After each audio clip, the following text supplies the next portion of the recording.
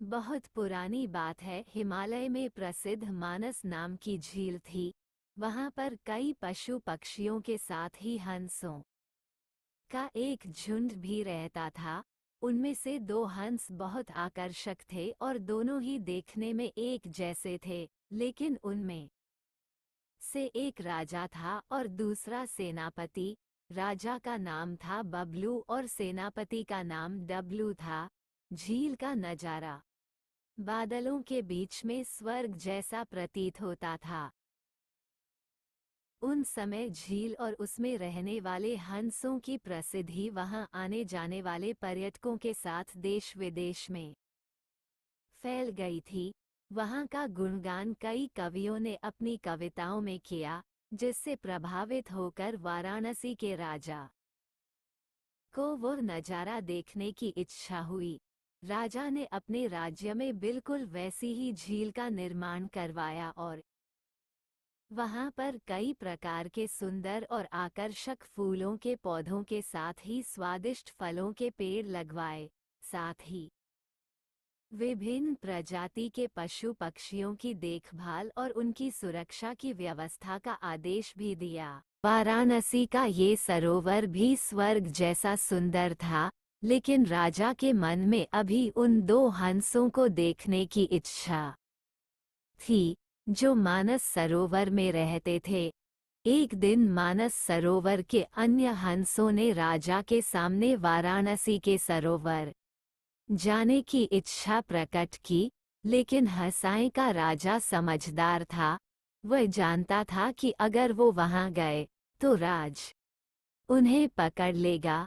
उसने सभी हंसों को वाराणसी जाने से मना किया, लेकिन वो नहीं माने। तब राजा और सेनापति के साथ सभी हंस वाराणसी की ओर उड़ चले। जैसे ही हंसों का झुंड उस झील में पहुंचा, तो अन्य हंसों को छोड़कर प्रसिद्ध दो हंसों की शोभा देखते ही बनती थी। सोने की तरह चमकती उनकी चोंच, सोने की तरह ही नजर आते उनके पैर और बादलों से भी ज्यादा सफेद उनके पंख हर किसी को अपनी ओर आकर्षित कर रहे थे। हंसों के पहुंचने की खबर राजा को दी गई। उसने हंसों को पकड़ने की युक्ति सोची और एक रात जब सब सो गए, तो उन हंसों को पकड़ने के लिए जाल बिछाया गया। अगले दिन जब हंसों का राजा जागा और भ्रमण पर निकला, तो वह जाल में फंस गया। उसने तुरंत ही तेज आवाज में अन्य सभी हंसों को वहां से उड़ने और अपनी जान बचाने का आदेश दिया। अन्य सभी हंस उड़ गए, लेकिन उनका सेनापति सुमुखा अपने स्वामी को फंसा देखकर उसे बचाने के लिए वहीं रुक गया। इस बीच हंस को पकड़ने के लिए सैनिक वहां आ गया।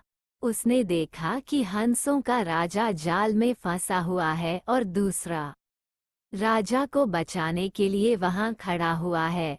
हंस की स्वामी भक्ति देखकर सैनिक बहुत प्रभावित हुआ और उसने हंसों के राजा को छोड़ दिया। हंसों का राजा समझदार होने के साथ साथ दूरदर्शी भी था। उसने सोचा कि अगर राजा को पता चलेगा कि सैनिक ने उसे छोड़ दिया है, तो राजा इसे जरूर प्राणदंड देगा।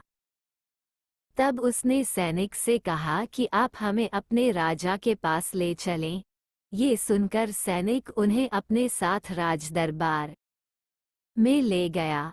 दोनों हंस सैनिक के कंधे पर बैठे थे। हंसों को सैनिक के कंधे पर बैठा देखकर हर कोई सोच में पड़ गया। जब राजा ने इस बात का रहस्य पूछा, तो सैनिक ने सारी बात सच सच बता दी। सैनिक की बात सुनकर राजा के साथ ही सारा दरबार उनके साहस और सेनापति की स्वामी भक्ति पर हैरान रह गया और सभी के मन में उनके लिए प्रेम जाग उठा। राजा ने सैनिक को माफ कर दिया और दोनों हंसों को आदर के साथ कुछ और दिन ठहरने का निवेदन किया। हंस ने राजा का निवेदन स्वीकार किया और कुछ दिन वहां रुक कर वापस मानस झील चले गए। कहानी से सीख किसी भी परिस्थिति में हमें अपनों का साथ नहीं छोड़ना चाहिए।